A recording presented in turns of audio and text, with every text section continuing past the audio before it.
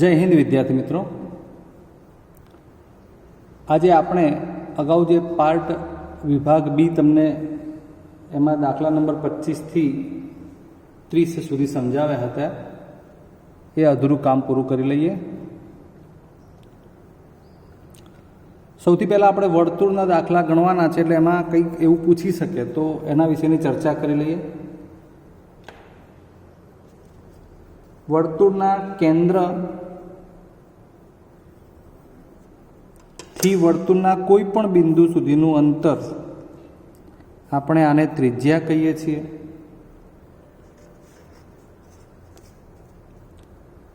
જે રેખાખંડના બંને અંત્યબિંદુ વર્તુળ ઉપર હોય એને આપણે વર્તુળની જીવા કહીએ છીએ. તમને ખબર હોય તો વર્તુળના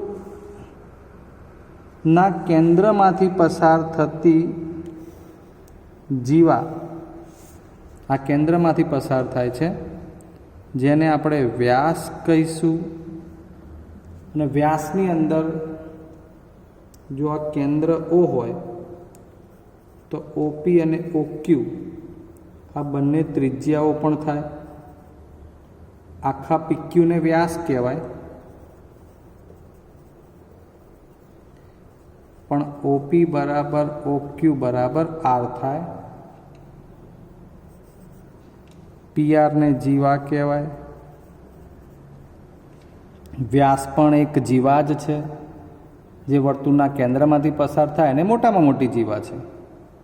એટલે એની ડેફિનેશનમાં બે ત્રિજ્યાઓ આવે, એટલે વ્યાસ એ બે ત્રિજ્યાઓનો યોગ છે. મૂળ વાત આપણે કરવી છે સ્પર્શકની.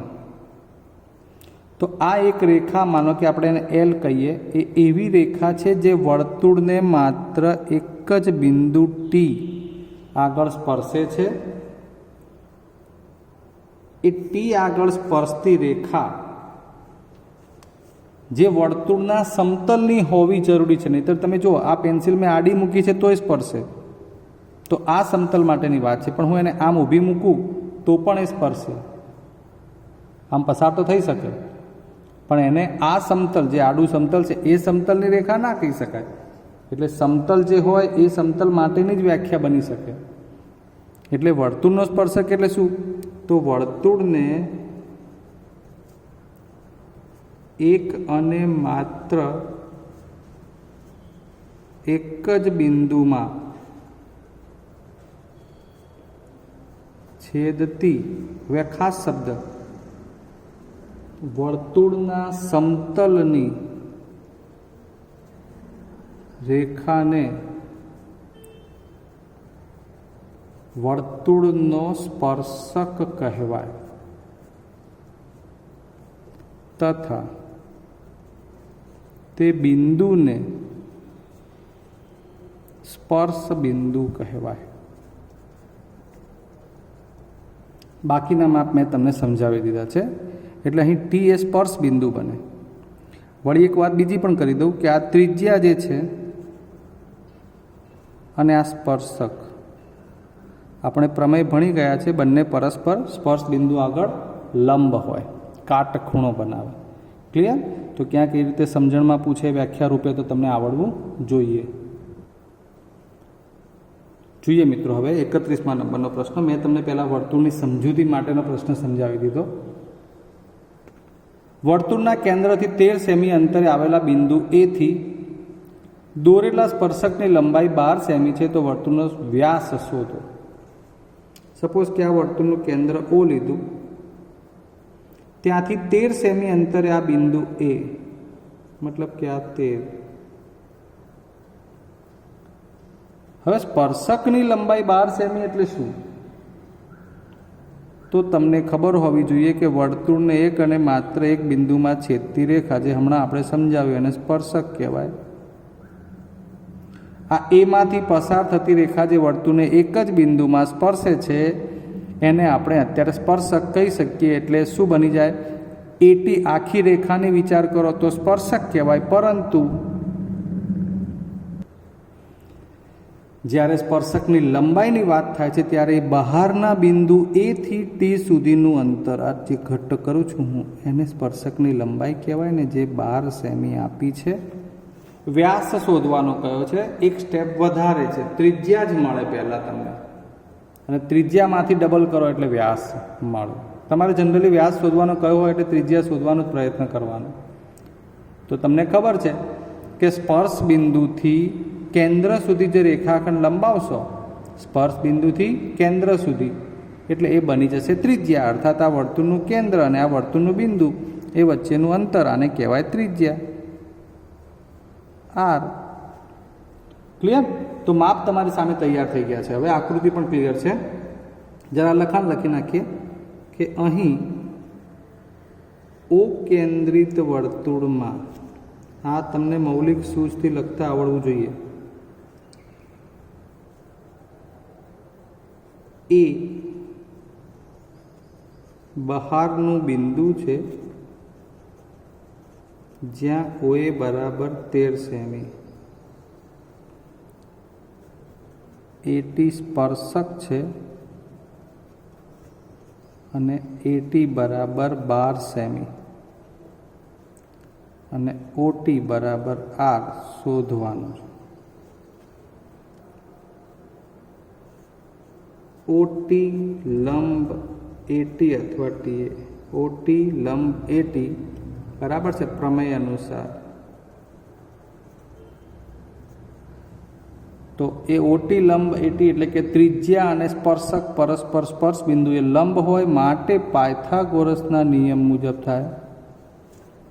ત્રિકોણ ઓટી એમાં ટી કાટકોણ બને.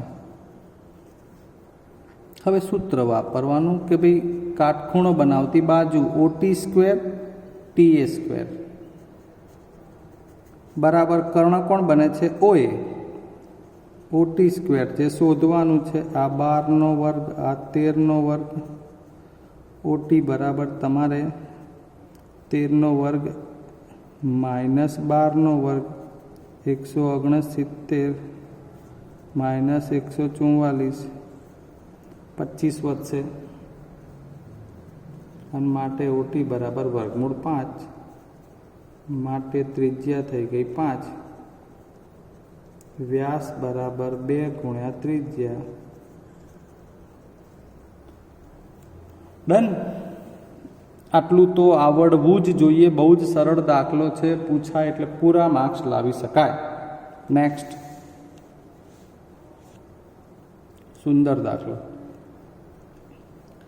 ટીપી અને ટીક્યુ એ ટીમાંથી ઓ કેન્દ્રિત વર્તુળને દોરેલા સ્પર્શકો છે. હવે પ્રશ્ન થાય કે ટી ક્યાં મૂકવું, પી ક્યાં, ક્યુ ક્યાં? તો લખ્યું છે જે વર્તુળને પી અને ક્યુમાં છેદે છે, એટલે સ્પષ્ટતા થઈ ગઈ કે પી અને ક્યુ એ વર્તુળ પરનું બિંદુ છે, ટી બહારનું બિંદુ, ટીમાંથી આ સ્પર્શક, ટીમાંથી આ સ્પર્શક. જો પીઓ ક્યુ 110 એટલે આ ખૂણાનું માપ પીઓ ક્યુ 110, તો પીટીઓ પીટીક્યુ આ ખૂણો શોધો. ચલો પહેલા સમજી લઈએ અહીં કોની કોની વાત છે, તો કે સ્પર્શકની. હમણાં જ આપણે જોયું કે સ્પર્શક અને ત્યાં આ સ્પર્શ બિંદુથી કેન્દ્રને જોડો એટલે આ ત્રિજ્યા. હું વારંવાર લખું છું, તમારે આવું લખવાની જરૂર નથી. આ સ્પર્શક, આ ત્રિજ્યા અહીં કાટખૂણો બનાવે, અહીં કાટખૂણો બનાવે, જે આગળ આપણે, ચલો આમાં રહી ગયું હતું તો આ બતાવી દીધું. તો ક્યુ બિંદુ આગળ પણ કાટખૂણો બનાવે. હવે જે કંઈ બોલું છું એ ધ્યાનથી સમજજો. પીટી સ્પર્શક અને પીઓ આ ત્રિજ્યા સ્પર્શક લંબ એટલે કાટખૂણો, અહીંયા પણ ઓક્યુ ત્રિજ્યા, ક્યુટી સ્પર્શક લંબ એટલે કાટખૂણો. આમ જોવા જાઓ તમે તો હવે આ ટી પી ઓ ક્યુ, ટી પી ઓ ક્યુ આ ચતુષ્કોણ બની ગયો. મિત્રો સૌથી પહેલાં તમને ટૂંકો પ્રશ્ન એમાં પૂછી શકાય કે આ ચતુષ્કોણનો પ્રકાર જણાવો. તો એ છે ને એ ચતુષ્કોણ ચક્રીય ચતુષ્કોણ બને. આ એનો જવાબ છે. વાય. શા માટે? તો એક પ્રતિપ્રમેયનું ટાઇટલ હતું એવું કે જે ચતુષ્કોણમાં સામસામેના ખૂણાનો સરવાળો 180 થાય તે, એટલે કે જે ચતુષ્કોણમાં સામસામેના ખૂણા પૂરક હોય તે ચક્રીય ચતુષ્કોણ બને. અને એવું અહીંયા પણ બને છે. આ 90 અને આ 90 આ બંને સામસામેના ખૂણા બને છે, જેનો સરવાળો 180 થશે, એટલે આપણે એને પૂરક છે એવું કહી શકીએ. અને માટે ચતુષ્કોણ POQT OQTP જે રીતે બોલાતું હોય એ રીતે બોલશો એટલે ચક્રીય ચતુષ્કોણ બને. ઓકે, તો ચક્રીય ચતુષ્કોણ બની ગયા પછી તમારા માટેનું કામ હવે સરળ થઈ જશે, કારણ કે આ 90 છે, આ 90 છે, આ 110 છે, એટલે આ મળી જશે. 4 ખૂણાનો સરવાળો 360. એ સૂત્ર વાપરો તો પણ ચાલે, અથવા આ બે સામસામેના 180 થાય એ લખશો તો પણ ચાલશે. જોઈએ, ચલો. અહીં TP અને TQ એ સ્પર્શક છે. OP લંબ PT, OQ લંબ QT. માટે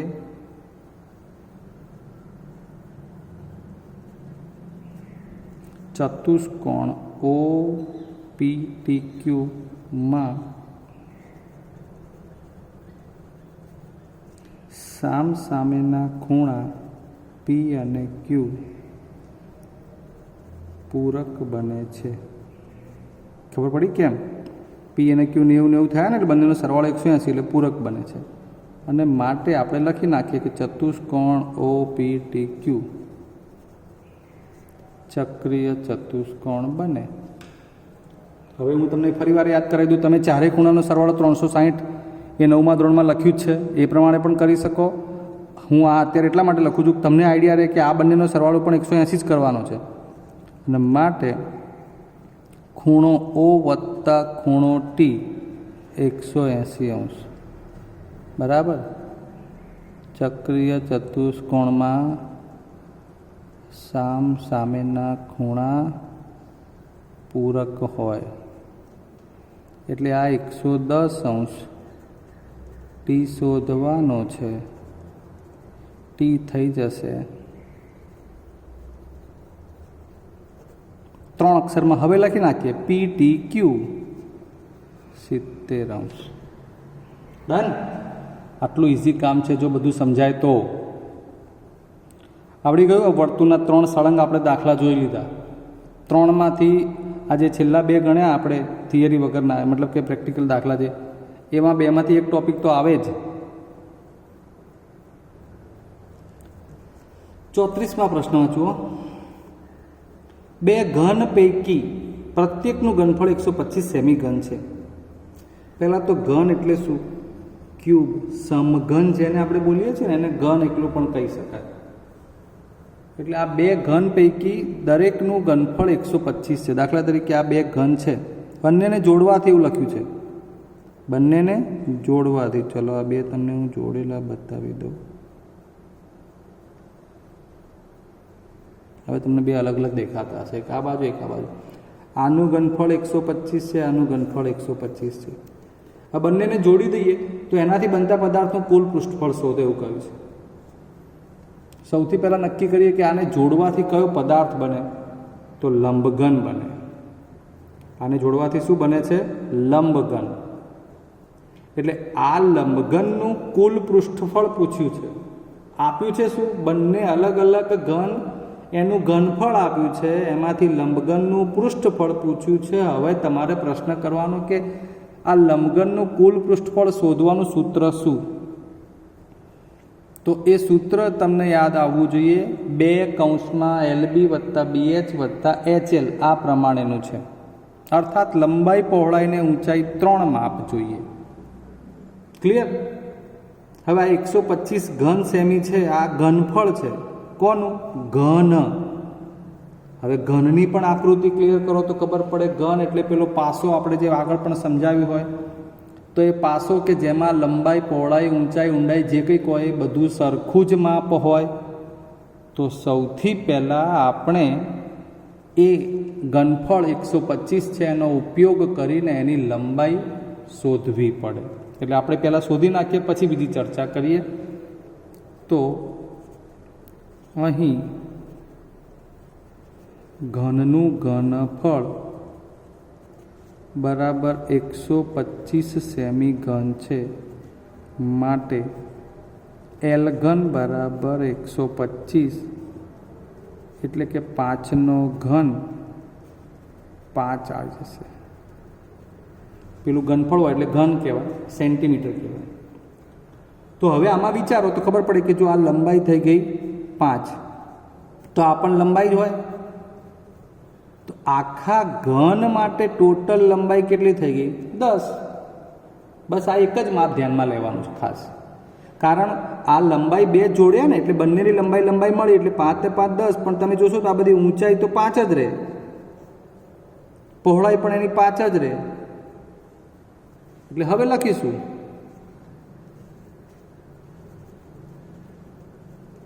બંને ઘનને જોડવાથી બનતા લંબ ઘન માટે એલ બરાબર 5 વત્તા 5 બરાબર 10 સેમી, બી બરાબર 5 સેમી અને એચ બરાબર પણ 5 સેમી. પ્રેક્ટિકલી તમને આની ખબર પડવી જોઈએ. હવે લંબઘનનું અથવા તો બનેલા પદાર્થનું કુલ પૃષ્ઠફળ 2 કૌંસમાં LB વત્તા BH વત્તા HL. કદાચ કુલ શબ્દ ના વાપર્યો હોય આ દાખલામાં ખાસ, અને કહ્યું હોય કે એનું પૃષ્ઠફળ શોધો, તો તમારે કુલ પ્રમાણે શોધવાનું. નહીં તો તમને સ્પેસિફિક અલગથી કહેવામાં આવે જ કે એના પાર્શ્વ પૃષ્ઠોનું ક્ષેત્રફળ શોધો, એ રીતે. અથવા તો અન્ય જો કંઈ પણ વાત હોય તો લંબાઈ છે 10 ગુણ્યા 5, પહોળાઈ છે 5, ઊંચાઈ પણ 5, ઊંચાઈ છે 5, લંબાઈ છે 10. આ રીતે કૌંસ કરીને વ્યવસ્થિત લખવાનું. 10 પંચા 50, પાયો 25, 10 પંચા 50, 125 આવશે ને. 50 50 100 અને 25 એટલે 125 દુ 250 સેમી સ્ક્વેર. ઘનફળ નથી, પૃષ્ઠફળ છે, એટલે 125 આ અંદરનો ભાગ 2 ગુણ્યા 2 કર્યું 250 સેમી સ્ક્વેર એકમ લખાય. ક્લિયર? ચાલો હવે આગળ જે પ્રશ્ન છે એ આંકડાશાસ્ત્રમાંથી આવશે. બહુલક શોધો. આપણે આને બહુલક શોધવાનો પ્રશ્ન લઈએ.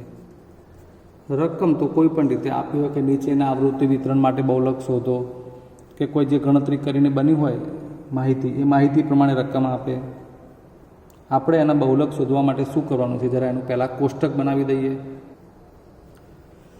સૌથી પહેલાં તો બહુલક શોધવાનું હોય મિત્રો, એટલે તમને એના સૂત્ર આધારિત પદોની ખબર પડવી જોઈએ કે કઈ કઈ માહિતી પ્રાપ્ત કરવાની છે.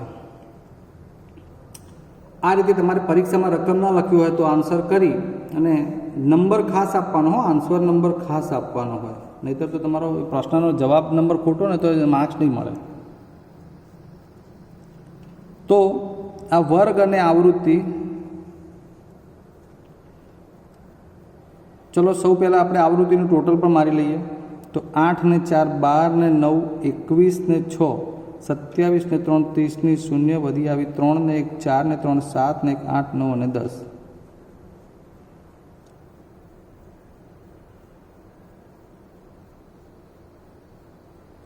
ચાલો હવે બહુલક શોધવા માટે સૌથી પહેલાં શું કરવાનું? તો બહુલક શોધવાનો વર્ગ, જેને બહુલકીય વર્ગ એવું કહીએ છીએ, તે બહુલકીય વર્ગ શોધવો પડે. જે ક્યાંથી મળે? તો સૌથી વધુ આવૃત્તિ.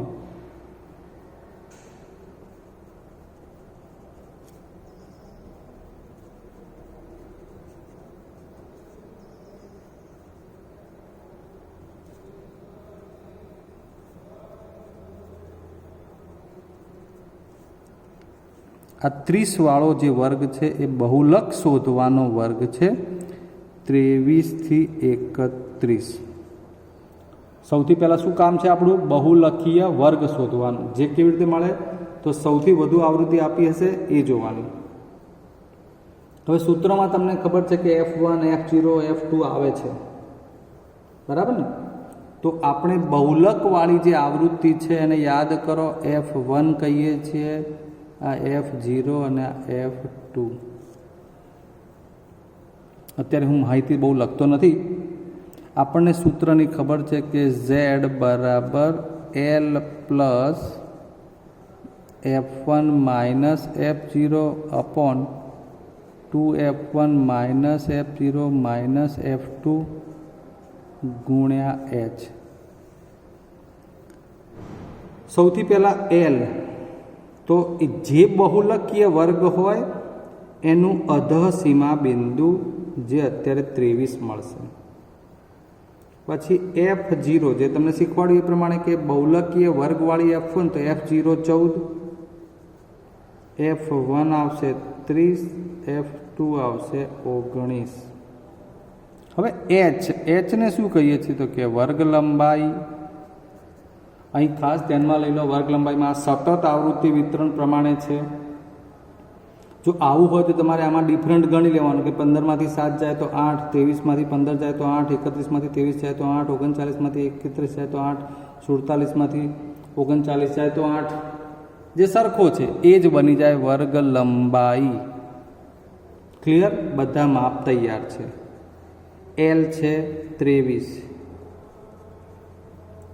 F1 14, સોરી F1 30, F0 14, નીચે 2F1 છે એટલે હું ડાયરેક્ટ એને 60 લખી દઉં છું. 2F1 એટલે F1 30 હતી, ડબલ કરી નાખી. F0 14 માઇનસ F2 કેટલી છે? 19 ગુણ્યા આ 8 વર્ગ લંબાઈ અલગ. 30માંથી 14 જાય એટલે 16, બરાબર? છેદમાં હું સળંગ બાદ બાકી કરી દઈશ. આ 19 અને 14 બંને ઋણ છે, બરાબર? 19 અને 14 બંને ઋણ છે એટલે એનો સરવાળો થાય જે 60માંથી બાદ થાય. હું બોલું એ પ્રમાણે તમારે ધ્યાનમાં લેવાનું. એટલે 19 અને 14, 14 દુ 28 અને 5 31, બરાબર છે? 19 અને 14 એનો સરવાળો ઋણ 31, 60માંથી બાદ કરશો એટલે 29 થશે.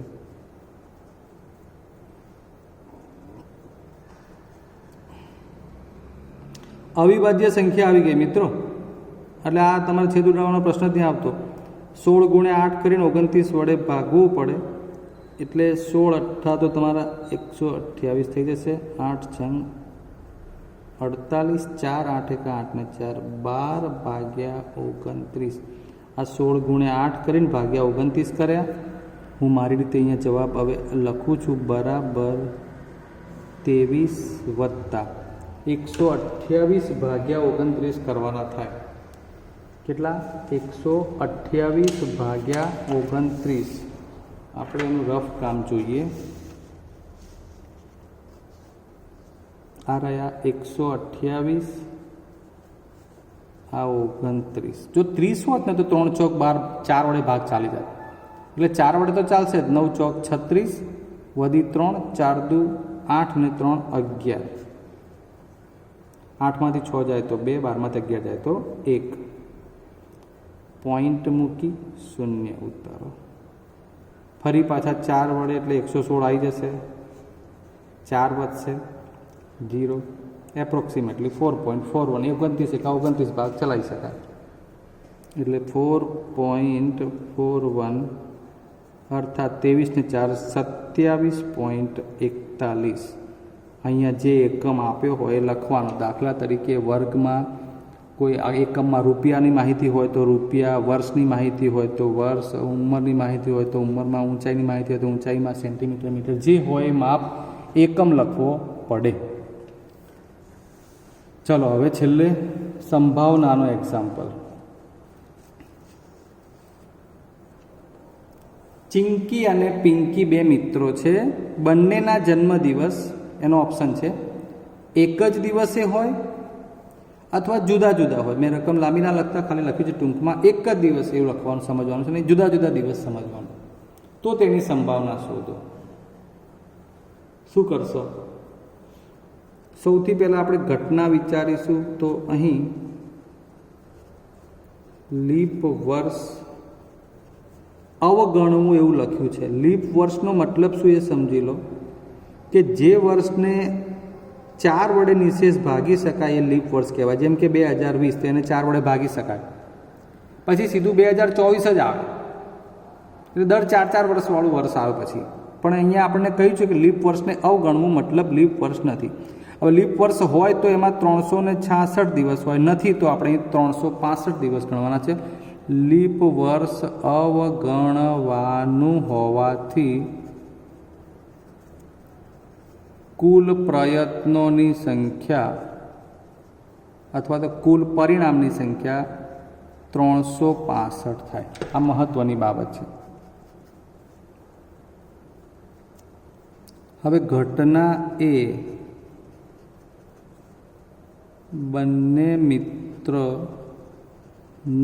જન્મદિવસ એક જ દિવસે હોય.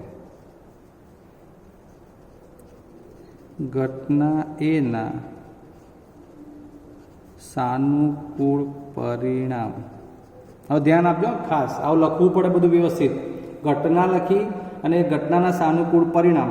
હવે 365 દિવસમાંથી તમે વિચારો કે તમે અને તમારા મિત્ર બેનો જન્મદિવસ એક જ હોય. દાખલા તરીકે 15મી ઓગસ્ટ, તો બંનેનો જન્મદિવસ એક જ દિવસે આવે છે 15મી ઓગસ્ટ, એટલે તમારું જન્મદિવસ મળવાનું જે પરિણામ છે એ કેટલા મળે? એક જ. તો એ સાનુકૂળ પરિણામ તો એક જ બન્યું. અને માટે P of A is equal to આ સાનુકૂળ પરિણામ 1 ઉપર અને છેદમાં 365. ક્લિયર? હવે ઘટના બી લઈએ. બંને મિત્રોના જન્મદિવસ જુદા જુદા હોય. હવે પાછું તમારે વિચારવાનું રહ્યું, તમે બે બેનપણી કે મિત્રો હોય, બંનેના જન્મદિવસ જુદા જુદા હોય, તો તમારો જન્મદિવસ માનો કે 26મી જાન્યુઆરી છે, બીજાનો જન્મદિવસ 15મી ઓગસ્ટ છે, બરાબર છે. હવે બંનેના જન્મદિવસ જુદા જુદા હોય તો એ કેટલી વખત મળી શકે? તો કે જ્યારે સરખા થતા હોય એના સિવાયના બધા પરિણામો. આ ઉલટું વિચારવાનું.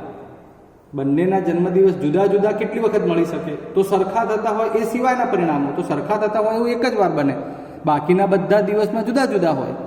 તો એવા પરિણામો કેટલા બને કે કુલ 365માંથી સરખા થતા હોય એવું એક વાર બને છે. એટલે બાકી બધામાં જુદા જુદા દિવસ, એટલે કે 365 ઓછા 1 એટલે 364. અર્થાત ઘટના બીના સાનુકૂળ પરિણામ 364 અને માટે P of B, probability of B, ઘટના બીની સંભાવના 364/365. ડન. તો આપણે આ 2 વિડીયોમાં વિભાગ બીની માહિતી મેળવી છે. મિત્રો, આ જ પ્રકારના દાખલાની પ્રેક્ટિસ ખાસ કરવી. તમને ઓલમોસ્ટ આ પ્રકારના દાખલા તમને પરીક્ષામાં મળી જશે, એટલી ખાસ તમને વિનંતી છે. પ્રેક્ટિસ વગર તો નહીં જ આવડે, એટલે તમારે તો ખાસ પ્રેક્ટિસ કરવી પડશે. પ્રેક્ટિસ કરશો, અન્ય કોઈ પ્રશ્નપત્રમાંથી જવાબો આવશે એટલે આત્મવિશ્વાસ ચોક્કસ વધશે. હવે આપણે રજા લઈએ, ફરી મળીશું. જય હિન્દ.